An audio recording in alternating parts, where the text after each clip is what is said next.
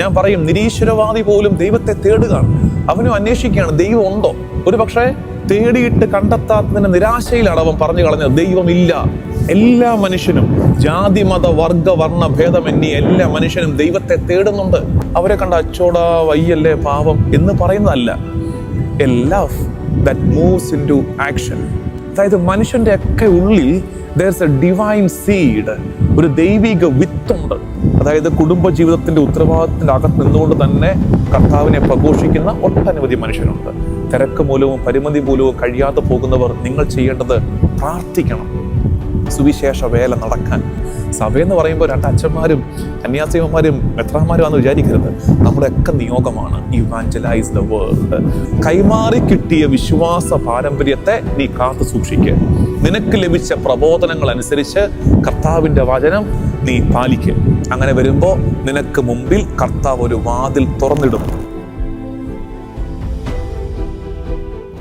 ഈശോ മിശിഹായിക്ക് സ്തുതിയായിരിക്കട്ടെ. നവംബർ 6 വ്യാഴം, പരിശുദ്ധ കുർബാന മധ്യേ നമ്മൾ വായിക്കുന്ന സുവിശേഷ ഭാഗം മത്തായിയുടെ സുവിശേഷം 9-ാം അധ്യായം 35 മുതൽ 38 വരെയുള്ള വാക്യങ്ങളും, വെളിപാട് പുസ്തകത്തിന്റെ 3-ാം അധ്യായം 7 മുതൽ 13 വരെയുള്ള വാക്യങ്ങളുമാണ്. മത്തായി സുവിശേഷം 9-ാം അധ്യായം 35 മുതൽ 38 വരെയും, വെളിപാട് 3-ാം അധ്യായം 7 മുതൽ 13 വരെയുമുള്ള വാക്യങ്ങൾ. നമുക്കറിയാം, ഇത് പള്ളിക്കൂദാശ കാലമാണ്. പള്ളിക്കൂദാശ കാലം തിരുസഭയെ ഏറെ ധ്യാനിക്കുന്ന കാലമാണ്. അപ്പോൾ ഈശോയോട് ചേർന്ന് ഈശോയുടെ മണവാട്ടിയായ, ഈശോയുടെ തുടർച്ചയായ മിശിഹായുടെ മൗതിക ശരീരമായ സഭയെ നമ്മൾ ധ്യാനിക്കുകയാണ്. ഇന്നത്തെ വായനകൾ രണ്ടും ആ ശൈലിയിൽ നമുക്ക് ധ്യാനിച്ച് വ്യാഖ്യാനിച്ചെടുക്കാൻ പറ്റും. നമുക്ക് ബൈബിൾ എടുക്കാം. സുവിശേഷത്തിൽ കാണുന്നത് വിളവിൻ്റെ നാഥനോട് പ്രാർത്ഥിക്കുവിൻ ആ ഭാഗമാണ്. 35-ാമത്തെ വാക്യം, ഈശോ അവരുടെ സിനഗോഗുകളിൽ പഠിപ്പിച്ചും രാജ്യത്തിൻ്റെ സുവിശേഷം പ്രസംഗിച്ചും എല്ലാ രോഗങ്ങളും വ്യാധികളും സുഖപ്പെടുത്തിയും എല്ലാ നഗരങ്ങളിലും ഗ്രാമങ്ങളിലും ചുറ്റി സഞ്ചരിച്ചു. He went throughout the places. കർത്താവ് നഗരങ്ങളിലും ഗ്രാമങ്ങളിലൂടെയും സഞ്ചരിക്കുകയാണ്. എന്തൊക്കെ ചെയ്തിട്ടാണ്? അവൻ സുവിശേഷം പഠിപ്പിച്ചു, രോഗങ്ങൾ വ്യാധികൾ സുഖപ്പെടുത്തി. അപ്പം എന്താ എന്നറിയാമോ? Blue print of church. Blue print, സഭയുടെ ബ്ലൂ പ്രിന്റ് കർത്താവ് കാണിക്കുകയാണ്. ഇതാണ് സഭ ഈ കാലത്തിനി ചെയ്യേണ്ടത്.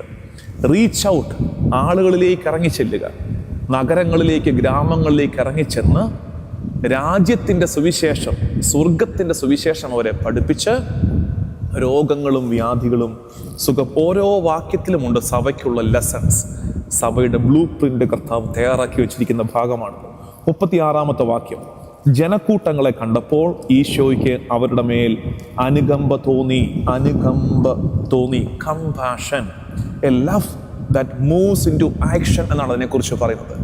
അതായത് നമ്മൾ ഇങ്ങനെ സഭ ജനത്തിലേക്ക് ഇറങ്ങി ചെല്ലുമ്പോൾ സങ്കടം അനുഭവിക്കുന്നവരെ കാണുമ്പോൾ ഉണ്ടാകേണ്ട ഒരു എമ്പതി, ഫീലിംഗ് വിത്ത് ദം. എന്നിട്ടോ നമുക്ക് തോന്നുന്ന ചുമ്മാ ഒരു അനുകമ്പ, അലിവ്, അവരെ കണ്ട അച്ചോടാ വയ്യല്ലേ പാവം എന്ന് പറയുന്നതല്ല. A love that moves into action, പ്രവൃത്തിയിലേക്ക് നയിക്കുന്ന അലിവ്, പ്രവൃത്തിയിലേക്ക് നയിക്കുന്ന ഒരു അനുകമ്പ. ചുറ്റും സങ്കടപ്പെടുന്നവരെ കാണുമ്പോൾ, മിഴുനീരൊഴുക്കുന്നവരെ കാണുമ്പോൾ, ആവതില്ലാത്തവരെ കാണുമ്പോൾ കണ്ട് മനസ്സിലാക്കി പോകുന്നതിനേക്കാൾ എന്നെക്കൊണ്ട് എന്താണ് കോൺട്രിബ്യൂട്ട് ചെയ്യാൻ പറ്റുന്നതെന്ന് ആലോചിക്കുന്ന കർത്താവിൻ്റെ മനസ്സും ആ മനസ്സ് സഭ ഏറ്റെടുക്കേണ്ടതിൻ്റെ ആവശ്യകതയുമാണ് ഈ വാക്യത്തിൽ. 37-ാമത്തെ വാക്യം, ഞാൻ പറഞ്ഞില്ലേ ഈ 4 വാക്യമുള്ളൂ. ഈ 4 വാക്യങ്ങളിൽ സഭയുടെ ബ്ലൂ പ്രിന്റ് കിടപ്പുണ്ട്. എന്നിട്ട് ഇത്രയും മനസ്സിലാക്കിയിട്ട് വേണം നമ്മൾ ഇനി വെളിപാട് പുസ്തകത്തിൽ ഫിലാഡൽഫിയയിലെ സഭയ്ക്ക് എഴുതിയ കത്തിൽ ഒരു കൃത്യം ടീച്ചിങ് കിടപ്പുണ്ട്. ഇന്ന് സഭയ്ക്കുള്ള, സഭയുടെ മക്കൾക്കുള്ള, പ്രേക്ഷിതർക്കുള്ള ഒരു എന്നാ പറയേണ്ടത്, ഒരു എക്സോർട്ടേഷൻ, ഒരു ആഹ്വാനം കിടപ്പുണ്ട്. 37-ാമത്തെ വാക്യം, അവൻ ശിഷ്യന്മാരോട് പറഞ്ഞു, വിളവധികം വേലക്കാരോ ചുരുക്കം. എന്ന് വെച്ചാൽ എന്താ അർത്ഥം അറിയാമോ? ലോകത്തിന് ഇപ്പോഴും ദാഹിക്കുന്നുണ്ട്. The world is thirsty. വിളവധികം. നമ്മൾ പറയുന്നു തിരുസഭയുടെ കാലം കഴിഞ്ഞു, സുവിശേഷത്തിന്റെ കാലം കഴിഞ്ഞു. അല്ല, ചലഞ്ചസ് നമ്മുടെ മുമ്പിൽ വെല്ലുവിളികൾ ഏറുമ്പോൾ അതിൻ്റെ അർത്ഥം ലോകത്തിന് ദാഹിക്കുന്നു എന്നാണ്. ദൈവത്തിന് വേണ്ടി ദാഹിക്കുന്നു. ഞാൻ ഈയിടെ ഒരു ക്ലാസ്സിൽ ടീച്ചേഴ്സിന് ക്ലാസ് എടുത്തപ്പോൾ ഞാൻ പറഞ്ഞൊരു കാര്യമുണ്ട്. അതായത് മനുഷ്യൻ്റെ ഒക്കെ ഉള്ളിൽ there's a divine seed, ഒരു ദൈവിക വിത്തുണ്ട്. അതെത്ര അവൻ എടുത്ത് നുള്ളിപ്പറിച്ച് എറിഞ്ഞു കളയാൻ നോക്കിയാലും മായ്ച്ചു കളയാൻ നോക്കിയാലും മാഞ്ഞും മറഞ്ഞും പോകാത്ത ഒരു ദൈവിക ഇടം, സൃഷ്ടാവിൻ്റെ മുദ്ര സൃഷ്ടിയിലുണ്ട്. എല്ലാ മനുഷ്യനും, ജാതി മത വർഗ വർണ്ണ ഭേദമന്യേ എല്ലാ മനുഷ്യനും ദൈവത്തെ തേടുന്നുണ്ട്.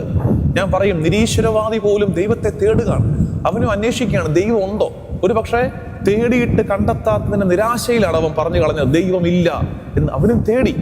അപ്പോൾ ദൈവത്തിനായൊരു തേടല് മനുഷ്യന്റെ ഉള്ളിൽ ഉണ്ട്. ലോകത്തിന് ദാഹിക്കുന്നു എന്നാണ് കർത്താവ് പറയുന്നത്. വിളവധികം വേലക്കാരോ ചുരുക്കം, വിളവധികം വേലക്കാരോ ചുരുക്കം. അതുകൊണ്ട് നമുക്ക് മിഷൻ ചെയ്യാനുണ്ട്. ജനത്തിലേക്ക് സുവിശേഷം കർത്താവിനെ എത്തിക്കാനുണ്ട്. പക്ഷെ വേലക്കാർ ചുരുക്കം. അതിനുവേണ്ടി ശുശ്രൂഷകരുടെ എണ്ണമാണ് ഇന്ന് കുറവ്. ശുശ്രൂഷ ചെയ്യാൻ, കർത്താവിനെ, ഈശോയെ ലോകത്തിന് പരിചയപ്പെടുത്തി കൊടുക്കാൻ, പ്രേക്ഷിത ശുശ്രൂഷ ചെയ്യാൻ ഇനിയും നമുക്ക് ആവശ്യമുണ്ട്. ആളുകളെ ആവശ്യമുണ്ടെന്ന് കർത്താവ് അന്നേ സഭയെ ഒരുക്കുകയാണ്. ഒടുക്കം എന്നിട്ടാണ് പറയുന്നത്, അതുകൊണ്ട് പ്രാർത്ഥനകൾ ഉയരട്ടെ. പ്രാർത്ഥനകൾ. ഇതിനെക്കുറിച്ച് സെയിൻറ്റ് അഗസ്റ്റിൻ പറഞ്ഞിരിക്കുന്ന ഒരു കാര്യമുണ്ട്. അഗസ്തീനോസ് പുണ്യാളൻ പറഞ്ഞിരിക്കുന്നത്, വി സ്പീക്ക്, ഗോഡ് കൺവേർട്സ്.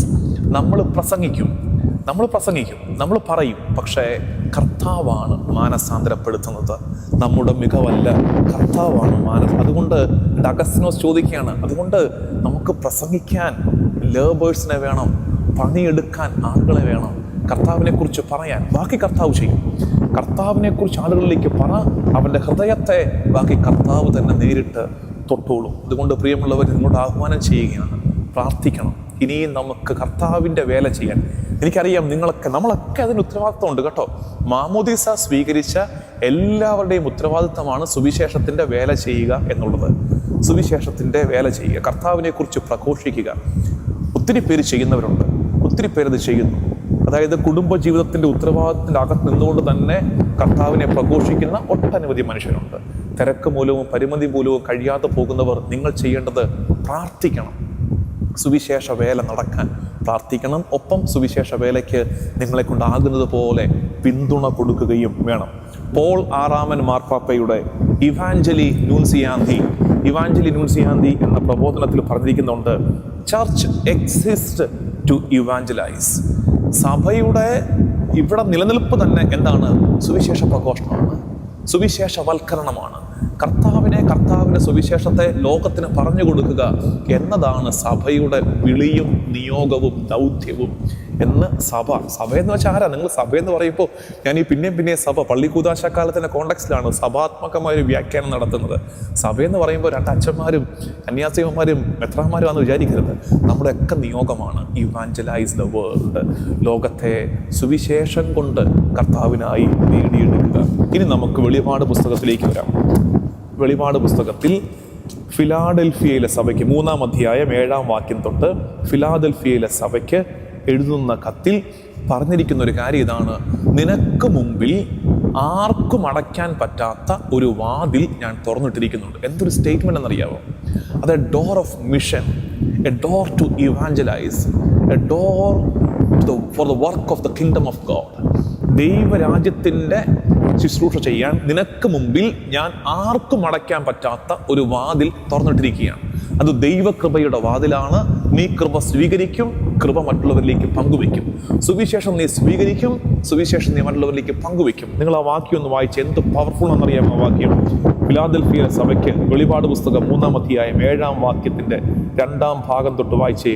മറ്റാർക്കും അടയ്ക്കാൻ കഴിയാത്ത വണ്ണം തുറക്കുന്നവനും മറ്റാർക്കും തുറക്കാൻ കഴിയാത്ത വിധം അടയ്ക്കുന്നവനുമായവൻ പറയുന്നു, നിന്റെ പ്രവൃത്തികൾ ഞാൻ അറിയുന്നു. ഇതാ നിന്റെ മുമ്പിൽ ആർക്കും പൂട്ടാൻ കഴിയാത്ത വിധം തുറന്നു കിടക്കുന്ന ഒരു വാതിൽ ഞാൻ സ്ഥാപിച്ചിരിക്കുന്നു.